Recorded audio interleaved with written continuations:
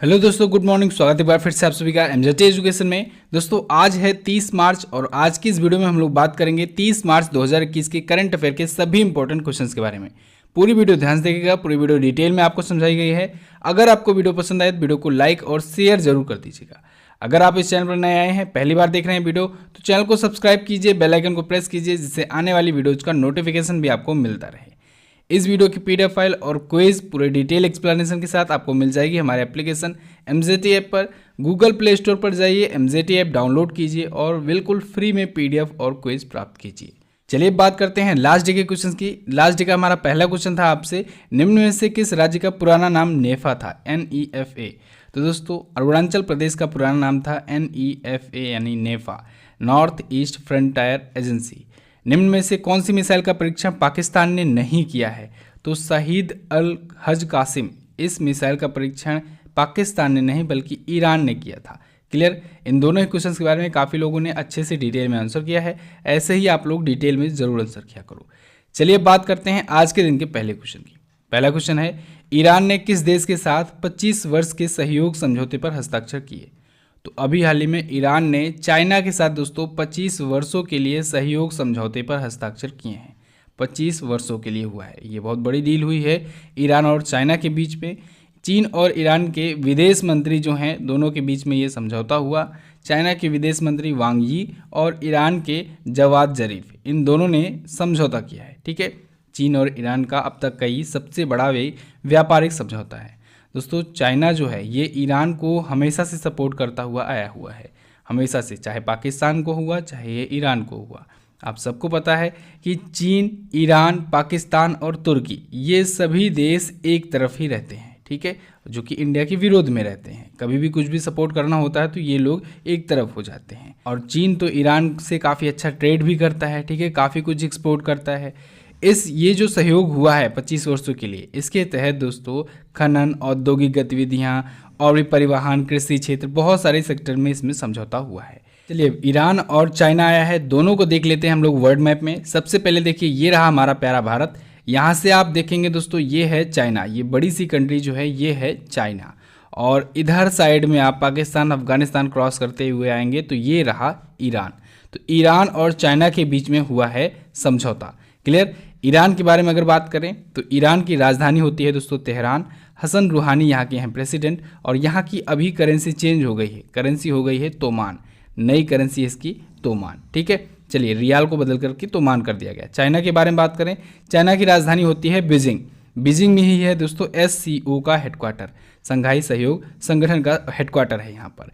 और बीजिंग में ही क्या होने वाला है, 2022 का ओलंपिक खेल होने वाला है, शीतकालीन ओलंपिक खेल यानी विंटर ओलंपिक होने वाला है। समर ओलंपिक 2020 का होगा टोक्यो में, जापान में 2021 में होगा। ठीक है, नाम होगा 2020 का, लेकिन होगा कब? 21 का होगा, अभी अगस्त में शुरू होने जा रहा है। ठीक है, टोक्यो ओलंपिक। चलिए चाइना की राजधानी जान लिया आप लोग, चाइना के प्रेसिडेंट हैं शी जिनपिंग। चाइना की करेंसी होती है रेनमीबी और यहाँ की ऑफिशियल लैंग्वेज है मंदारिन। ठीक है, अच्छा चाइना से याद आया दोस्तों, यहाँ से संघाई है यहीं पर चाइना में, और संघाई में 72 चार्जिंग पॉइंट्स वाला सबसे बड़ा, दुनिया का सबसे बड़ा सुपर चार्जर स्टेशन किसने खोला है? टेस्ला ने खोला है। ठीक है, इलेक्ट्रिक व्हीकल्स के लिए, इसको भी आपको ध्यान में रखना है। अगला क्वेश्चन है, 28 मार्च 2021 को भारत ने किस देश के साथ पासएक्स नौसैन्य अभ्यास किया? तो दोस्तों अभी हाल ही में भारत और अमेरिका के बीच में पासएक्स नौसैन्य अभ्यास शुरू हुआ है। 28 मार्च 2021 को ये शुरू हुआ है। देखिए दोस्तों पासएक्स जो सैन्य अभ्यास होता है, इसके लिए डेट आपको याद रखना जरूरी है। क्यों? क्योंकि ये जो पासएक्स सैन्य अभ्यास है, नौसैन्य अभ्यास है, या जिसे हम लोग कहते हैं पैसेज एक्सरसाइज, इसका पूरा नाम होता है पैसेज एक्सरसाइज। ठीक है, शॉर्ट फॉर्म में कहते हैं पासएक्स। तो ये जो होता है दोस्तों, ये कई देशों के बीच में होता है। बेसिकली ये एक प्रकार का गश्ती अभ्यास होता है। ठीक है, पेट्रोलिंग एक्सरसाइज होता है। तो इसी वजह से ये कई देशों के बीच में समय समय पर होता रहता है। अभी ये अमेरिका के बीच में हो रहा है, भारत और अमेरिका के साथ। कुछ दिनों पहले अभी वियतनाम के साथ हुआ था, ऑस्ट्रेलिया के साथ भी हुआ था। आने वाले दिनों में हो सकता है थाईलैंड के साथ आपको सुनाई दे। तो ऐसे ऐसे ये एक प्रकार का गश्ती, एक प्रकार की पेट्रोलिंग एक्सरसाइज होती है। ये किसी भी देश के साथ हो सकती है, जैसे बाकी के जो सैन्य अभ्यास होते हैं उनकी तरह ये नहीं होता है। ठीक है, तो अभी ये हुआ है इंडिया और अमेरिका के बीच में 28 मार्च 2021 को। कुछ दिन पहले आपको याद आ रहा होगा, अभी कुछ दिन पहले ये बहरीन के साथ हुआ था। इंडिया और बहरीन के साथ हुआ था। ठीक है, चलिए, तो अभी जो इंडिया और अमेरिका के बीच में हो रहा है, इसमें इंडिया की जो इंडियन नेवी की शिवालिक युद्धपोत है ये इसमें शामिल हो रही है, और P-8I ये दोनों समुद्री गश्ती विमान तैनात किए गए हैं, और यूएस नेवी की तरफ से थियोडोर रोजवेल्ट कैरियर हिस्सा ले रहे हैं। कहाँ पर आयोजित हो रहा है? पूर्वी हिंद महासागर में ये आयोजित हो रहा है। 2 दिवसीय ये था, यानी 28 और 29 मार्च को ये आयोजित हुआ। क्लियर है? तो पास एक्स का फुल फॉर्म पैसेज एक्सरसाइज। अभी कुछ ही दिन पहले दोस्तों मैंने आपको सैन्य अभ्यास पर वीडियो दी हुई है, बहुत ही अच्छे से डिटेल वीडियो है, आप लोग उसको जरूर देखिए। 2020-21 में जितने भी सैन्य अभ्यास आए हैं, जितने भी महत्वपूर्ण सैन्य अभ्यास आए हैं, सबके बारे में बहुत ही अच्छे से एक्सप्लेन करके समझाया हुआ है। चलिए बात करते हैं अगले क्वेश्चन की। अगला है, अंतर्राष्ट्रीय अंतरिक्ष स्टेशन पर किस भारतीय वैज्ञानिक के नाम पर बैक्टीरिया का नाम रखा गया? तो अभी हाल ही में इंटरनेशनल स्पेस स्टेशन पर एक बैक्टीरिया पाया गया है, जिसका नाम अब दोस्तों रख दिया गया है डॉक्टर अजमल खान जी के नाम पर। ये भारत के बहुत ही फेमस साइंटिस्ट हैं, तमिलनाडु के हैं, तो इनके नाम पर, इनके सम्मान में रख दिया गया है इंटरनेशनल स्पेस स्टेशन पर पाए गए इस बैक्टीरिया का नाम, इस जीवाणु का नाम। ठीक है, क्या नाम रखा गया है? मैथिलोबैक्टीरियम अजमाली रखा गया है। क्या नाम रखा गया है? जीवाणु का नाम, बैक्टीरिया का नाम रखा गया है मैथिलोबैक्टीरियम अजमाली। इंटरनेशनल स्पेस स्टेशन पर यह पाया गया है। तो डॉक्टर अजमल खान दोस्तों तमिलनाडु के अन्नामलाई विश्वविद्यालय में, यूनिवर्सिटी में एक प्रोफेसर भी रह चुके हैं, और अभी जो हैं ये साइंटिस्ट हैं। क्लियर? चलिए अगला देखते हैं। किस यूपीआई पेमेंट प्रदाता कंपनी ने एसएमई के लिए distributor to retailer D2R finance launch किया? तो अभी हाल ही में भारत पे ने लॉन्च किया है दोस्तों D2R यानी कि डिस्ट्रीब्यूटर टू रिटेलर। ये एसएमईज के लिए लॉन्च किया गया है, यानी स्मॉल एंड मीडियम एंटरप्रेन्योर्स के लिए लॉन्च किया गया है। जो छोटे और मझले उद्योगकर्ता होते हैं उनके लिए ये लॉन्च किया गया है। उनको लोन दिया जाएगा 7 दिनों से 30 दिनों तक की अवधि के लिए, यानी बहुत ही छोटे समय के लिए उनको लोन दिया जाएगा। होता क्या है, कभी कभी कम समय के लिए ही लोन चाहिए होता है और बड़ा अमाउंट चाहिए होता है, और ये होता है कि बस थोड़े ही समय पर व्यापार करके उतना वापस कर दिया जाए, लेकिन इंटरेस्ट कम हो। तो ऐसे में ये भारत पे जो है ये 7 दिनों से 30 दिनों के अंदर के लिए ही, 7 दिनों से 30 दिनों के लिए ही ये लोन प्रोवाइड कर देगा, और वो भी 50 लाख रुपए तक का ये लोन प्रोवाइड करेगा। तो जितने भी ऋण वितरक हैं, डिस्ट्रीब्यूटर हैं, लोन डिस्ट्रीब्यूटर हैं, थोक विक्रेता हैं, व्यापारी हैं, डीलर हैं, उन सब के लिए ये लागू होता है। भारत पे के बारे में अगर बात करें, इसकी स्थापना 2018 में हुई। हेडक्वार्टर है नई दिल्ली में। सीईओ हैं अस्नेसर ग्रोवर। कौन है? अस्नेसर ग्रोवर। ओके, अच्छा हाँ दोस्तों, होली ऑफर चल रहा है, इसका आप लोग फ़ायदा उठाइए।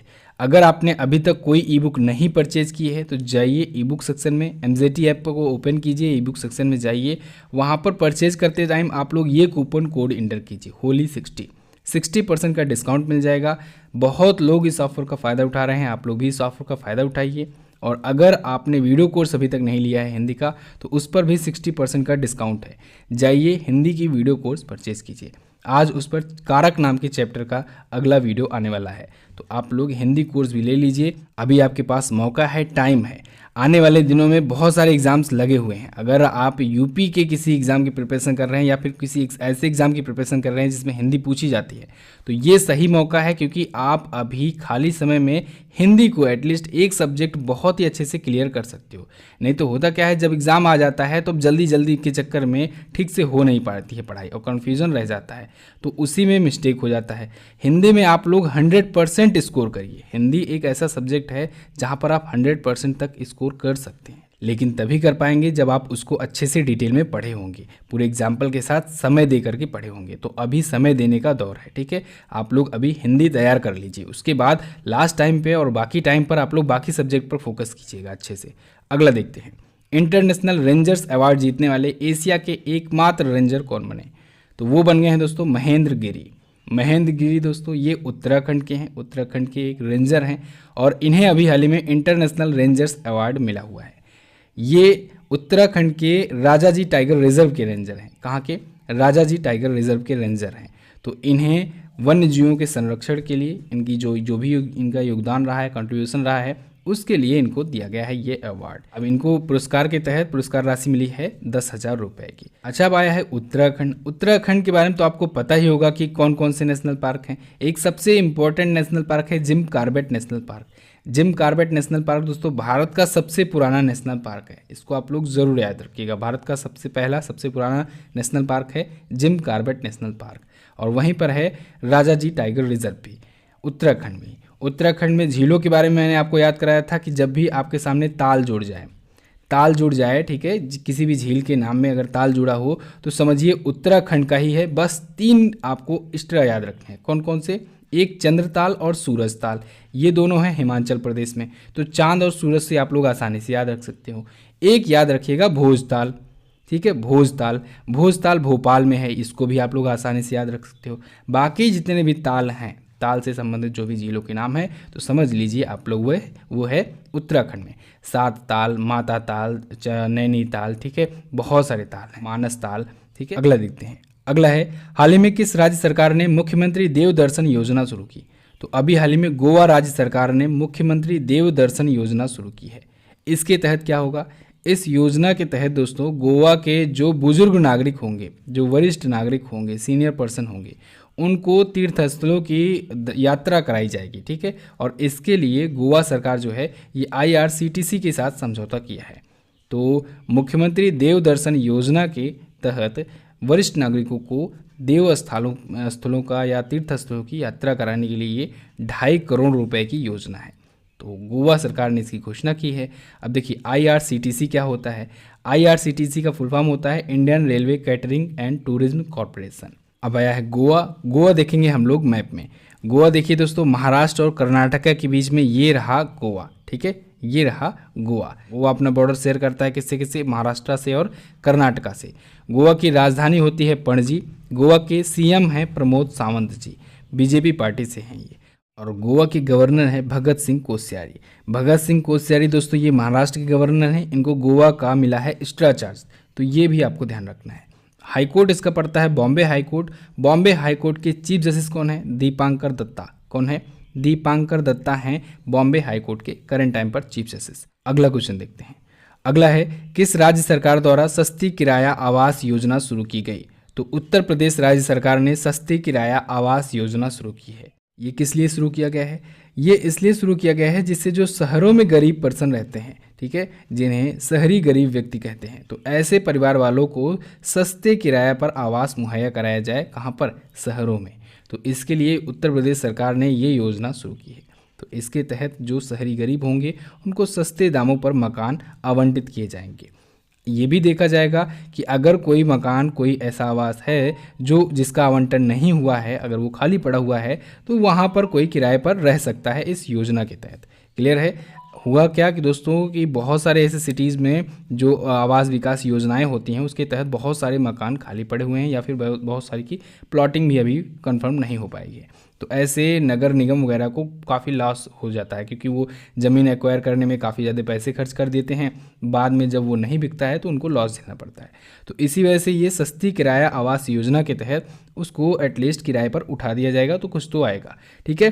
तो अभी पहले 25 साल के लिए मकान किराए पर देने का ही अभी अनुबंध किया जाएगा, इससे ज़्यादा टर्म के लिए नहीं दिया जाएगा किराए पर। और हर दूसरे साल 8% की दर से किराया बढ़ाया भी जाएगा। अगला देखते हैं। अगला है कोरोना के दौरान उत्कृष्ट कार्यों के लिए किस शहर को स्मार्ट सिटी अवार्ड 2021 मिला? तो कोरोना के दौरान दोस्तों अच्छे कार्यों के लिए, उत्कृष्ट कार्यों के लिए देहरादून को मिला है स्मार्ट सिटी अवार्ड 2021। देहरादून को इस बार के लिए मिला है। पिछली बार यही अवार्ड मिला था बरेली को, ध्यान रखिएगा, बरेली को पिछली बार मिला था। अभी देहरादून को मिला है स्मार्ट सिटी इंडिया अवार्ड 2021। देश के 100 स्मार्ट सिटी में चुना जाता है तो देहरादून को चुना गया है इस बार। ओके, देहरादून है कहाँ पर? देहरादून दोस्तों है उत्तराखंड में। देहरादून किसकी राजधानी है? उत्तराखंड की। कौन सी राजधानी है? ये राजधानी है दोस्तों शीतकालीन, ध्यान रखिएगा, ये पूछा जा सकता है। शीतकालीन उत्तराखंड की राजधानी होती है देहरादून और ग्रीष्मकालीन गैरसैंण बनाई गई है। गैरसैंण को उत्तराखंड ने अपना ग्रीष्मकालीन राजधानी बनाया है, ठीक है। तो समर कैपिटल और विंटर कैपिटल ध्यान रखिएगा। अगला, किस IIT संस्थान ने वायुमंडलीय वेधशाला के निर्माण की घोषणा की? तो अभी हाल ही में IIT दिल्ली ने वायुमंडलीय वेधशाला के निर्माण की घोषणा की है। इसके लिए IIT दिल्ली वायुमंडलीय विज्ञान केंद्र खोलेगा। कहाँ पर खोलेगा? सोनीपत के इसके कैंपस में, ठीक है। IIT दिल्ली का जो सोनीपत में हरियाणा में जो कैंपस है वहाँ पर ये खोलेगा। तो इसमें जो भी रिसर्चर होंगे वो मानसून हुआ, क्लाइमेट चेंजेस हुआ, या जो भी ग्लोबल वार्मिंग होती है, वायु प्रदूषण होता है, इससे रिलेटेड जो भी इसमें समस्याएं होंगी, जो भी रिसर्चेज होंगी, उसको करने के लिए स्थापित किया गया है IIT दिल्ली के द्वारा। अगला देखते हैं, उत्तर प्रदेश राज्य सरकार ने किस शहर को पुलिस आयुक्तालय में बदलने की घोषणा की है? तो अभी हाल ही में उत्तर प्रदेश सरकार ने कानपुर और वाराणसी को, इन दोनों जिलों को दोस्तों पुलिस आयुक्तालय यानी कि कमिश्नरेट के रूप में चेंज करने की घोषणा की है। इससे पहले अगर आपको याद होगा तो लखनऊ और नोएडा को बदला गया था, ठीक है, लखनऊ और नोएडा को बदला गया था। अब कानपुर और वाराणसी को भी चेंज किया जाएगा, तो इसमें कमिश्नरेट प्रणाली लाई जाएगी, सिस्टम लाया जाएगा। तो इसके तहत दोस्तों जब जो भी पुलिस प्रशासन होता है उसमें एक कमिश्नर होगा, ठीक है, DSP होगा, DGP होगा, SSP होगा, DIG होगा, ये सभी पद आ जाएंगे। तो इससे पुलिस की कानून व्यवस्था जो है वो बड़े शहरों में काफ़ी अच्छी हो जाती है, पकड़ अच्छी हो जाती है पुलिस की, तो इसी वजह से लाया जाता है। तो अभी अगर कानपुर के कमिश्नरेट की बात करें तो कानपुर को दोस्तों 2 हिस्सों में बांटा जाएगा, कानपुर नगर और कानपुर आउटर। इसमें कानपुर नगर में 34 पुलिस स्टेशन आएंगे और कानपुर आउटर में 11 पुलिस स्टेशन आएंगे, ठीक है। तो कानपुर में जो पुलिस कमिश्नर बनाए जाएंगे, पहले पुलिस कमिश्नर, वो होंगे असीम अरुण जी, ठीक है। पहले पुलिस कमिश्नर का नाम आपको याद होना चाहिए, बहुत ज़्यादा इंपॉर्टेंट है। तो ये यहाँ पर बनाए जाएंगे। अब उत्तर प्रदेश में हो गए हैं ऐसे 4 शहर जहाँ पर कमिश्नरेट प्रणाली लागू है, लखनऊ, नोएडा, वाराणसी और कानपुर। क्लियर। चलिए उत्तर प्रदेश से रिलेटेड एक क्वेश्चन है। उत्तर प्रदेश में दोस्तों यहाँ के पहले, हम लोग पहले के बारे में बात करते हैं, पहला कौन था? तो उत्तर प्रदेश के पहले CM हुए गोविंद बल्लभ पंत। उत्तर प्रदेश की पहली राज्यपाल हुई दोस्तों, महिला राज्यपाल या कहें या पहली राज्यपाल कहें, वो हुई सरोजनी नायडू जी। वो भारत में किसी भी राज्य में देखा जाए तो पहली महिला राज्यपाल थी, ठीक है, और उत्तर प्रदेश की भी वो पहली राज्यपाल थी।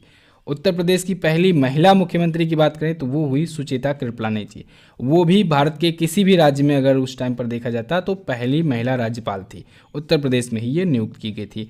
उत्तर प्रदेश में सबसे ज़्यादा बार मुख्यमंत्री कौन रहा? तो वो रही मायावती जी, 4 बार मुख्यमंत्री ये रही, ठीक है, और ये दूसरी महिला मुख्यमंत्री बनी थी उत्तर प्रदेश की। ओके, उत्तर प्रदेश से रिलेटेड जो बेसिक पॉइंट्स होते हैं उनको तो आप लोग जानते ही हो। हाई कोर्ट जो है वो है इलाहाबाद हाई कोर्ट, उसका मैं रिवीजन करा दे रहा हूँ। उसके चीफ जस्टिस हैं दोस्तों गोविंद माथुर जी, इनका नाम याद रखना है, बाकी तो आप जानते ही हो। तो बस दोस्तों रखते हैं बस इतना ही आज के दिन के टॉप 10 करंट अफेयर में। आपको कैसी लगी है वीडियो आप लोग कमेंट करके हमें ज़रूर बताइए। वीडियो अगर पसंद आई है वीडियो को लाइक कीजिए, शेयर कर दीजिए अपने दोस्तों के पास। चलिए अब बात करते हैं क्वेश्चन 70 डे की। आज का आपके लिए पहला क्वेश्चन है, म्यांमार के किस पूर्व राष्ट्रपति को हाल ही में गिरफ्तार कर लिया गया? भारत का सबसे अंतिम रेलवे जोन कौन सा है? अभी हाल फिलहाल में जो बना हुआ है रेलवे जोन जिसे घोषित किया गया है वो कौन सा है? दोनों क्वेश्चंस के बारे में आप काफ़ी कुछ चाहोगे तो लिख पाओगे। कोशिश ज़रूर करना, आप लोग 2 से 3 एक्स्ट्रा पॉइंट ज़रूर लिखने का प्रयास किया करो, ठीक है। जो भी क्वेश्चन पूछा जाए 2 से 3 एक्स्ट्रा पॉइंट अपना माइंड सर्च करके जरूर लगाया करो।